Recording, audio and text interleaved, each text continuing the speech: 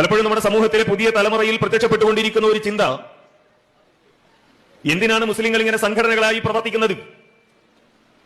എന്തിനാണ് KNM, എന്തിനാണ് ISM, എന്തിനാണ് MSMന്റെ ഭാഗമായി നമ്മൾ പ്രവർത്തിക്കുന്നത് എന്നൊക്കെ ചിന്തിക്കുകയും ഇതിൽ നിന്നൊക്കെ മാറി നിന്ന് പൊതുവിൽ ഒരു മുസ്ലിമായി ജീവിച്ചാൽ മതി എന്ന നിലയിലേക്ക് ചിന്തിക്കുന്ന ഒരു വിഭാഗം ആളുകളെ നമുക്ക് കാണാൻ കഴിയും.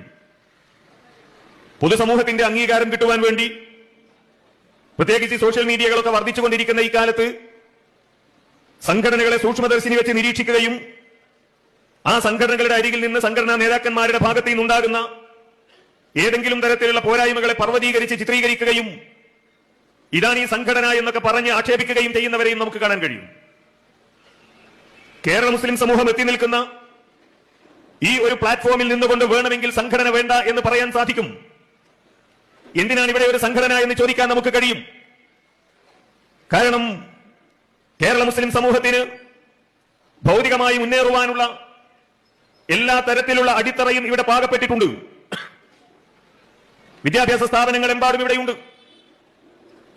മഹല്ല് കമ്മിറ്റികൾ പോലും മെഡിക്കൽ കോളേജുകളും എഞ്ചിനീയറിംഗ് കോളേജുകളും നടത്തിക്കൊണ്ടിരിക്കുന്ന ഒരു നാട്ടിലാണ് നമ്മൾ ജീവിക്കുന്നത്. രാഷ്ട്രീയ രംഗത്ത് കേരളത്തിലെ മുസ്ലിം സമൂഹത്തിന് കൃത്യമായ നിലപാടുകൾ സ്വീകരിക്കുവാനും അവരുടെ അസ്തിത്വം ഇവിടുത്തെ പൊതുസമൂഹത്തെ ബോധ്യപ്പെടുത്തുവാനും സാധിച്ചിട്ടുണ്ട്.